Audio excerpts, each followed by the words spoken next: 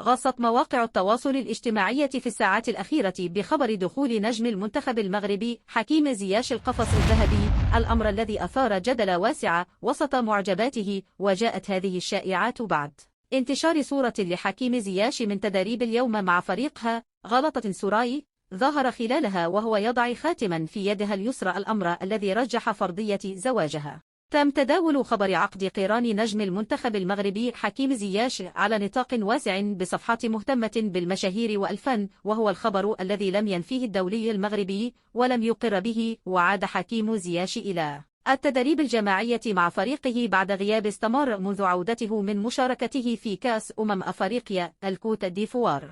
أكدت بعض المصادر التركية والمغربية أن حكيم زياش لن يكون حاضر في المعسكر القادم للأسود، وهذا بسبب تراجع مستواه ونقص مشاركته مع الفريق التركي.